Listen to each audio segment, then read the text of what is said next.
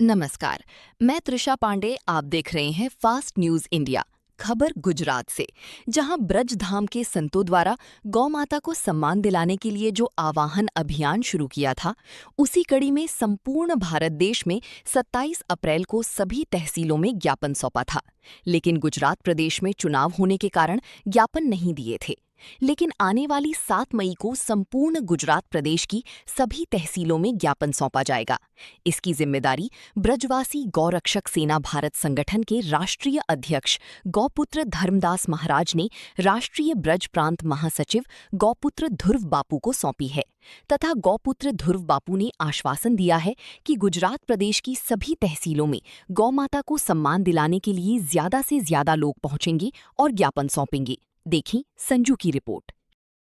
जय गौ माता की। सीताराम। सौने सौ गुजराती सनातनी गौ भक्तों ने આપણે 7 મેના રોજ ગુજરાતના તમામ તાલુકાઓમાં ગૌ સન્માન આહવાન અભિયાન જે આપણે ચાલી રહ્યું છે, તો તેના અનુસંધાનમાં આપણને સૌને ખબર છે કે આપણી 33 કોટી દેવી દેવતા નિવાસીની ગૌ માતા, તેમાં 33 કોટી અંગોમાં નિવાસસ્થાન છે દેવી દેવતા, તો તેમનો જે કાંઈ પણ હત્યા થઈ રહી છે તેના બારામાં અને ગૌચર ખુલ્લા બારામાં આપણે ગૌ માતાને રાષ્ટ્રમાતાનો દરજ્જો મળે તો આપણી તમામ ગૌ ભક્તોની સનાતન ધર્મની સમસ્યાનું સમાધાન થશે। તો આપણે સૌએ 7 મેના રોજ પોતાની જવાબદારી સમજી પોતાના ગુજરાતના દરેક તાલુકાઓમાં આપણે દરેક તાલુકા પંચાયતની અંદર જઈને ગૌ સેવા આહવાન અભિયાનના જે પણ ગૌ ભક્તો છે આપણે આની અંદર સૌ ગૌ ભક્તોએ સંપર્ક કરો અને સિગ્નેચર અભિયાન કરી તાલુકા પંચાયતે જઈને આપણે શાંતિપૂર્ણ લેખિત રજૂઆત કરી આવેદનપત્ર પાઠવવાનું છે। તો આપ સૌ ગૌ ભક્તોને, સૌ સનાતનીઓને મારી નમ્ર વિનંતી છે ગૌભક્ત ધ્રુવ બાપુની કે આપ સૌ પોતપોતાના તાલુકા મતલબ વિસ્તાર વિધાનસભાની અંદર જઈને સિગ્નેચર અભિયાન કરાવો તથા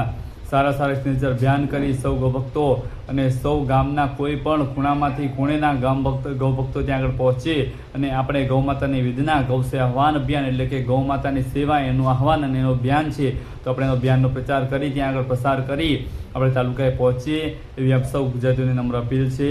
જય ગૌ માતા। સીતારામ કી જય ભારત। સમગ્ર ભારતમાં આપણે ગૌ સન્માન આહવાન અભિયાન જે ચાલી રહ્યું છે તે અનુસંધાનમાં આપણે સમગ્ર ભારતમાં 27 તારીખના રોજ આવેદનપત્ર પ્રાર્થનાપત્ર પાઠવેલ છે। આપણા ગુજરાત રાજ્યમાં 7 મે 2026ના રોજ રાખેલ છે।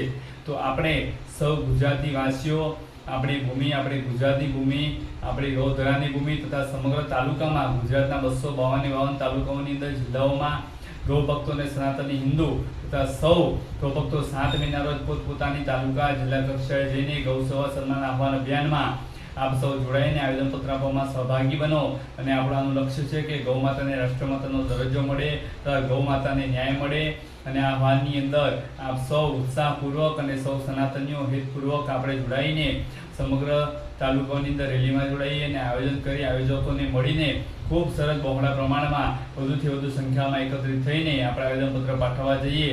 તો ચલો ગુજરાતના ગૌ ભક્તોને, ચલો ગુજરાતના હિન્દુઓને 7 મેના રોજ ગૌ માતા તથા નંદી મહારાજ, નંદી બાબા આહવાન કર્યા છે। તો આપ સૌ આ ગૌ માતાનું આહવાન છે, આપણા 33 કોટી દેવી દેવતા નિવાસીની ગૌ માતા નંદી મહારાજ બાબાનું આહવાન છે। તો આપ સૌ આની અંદર જોડાઈને સહભાગી બનો। જય ગૌ માતા, જય હિન્દ, જય ભારત।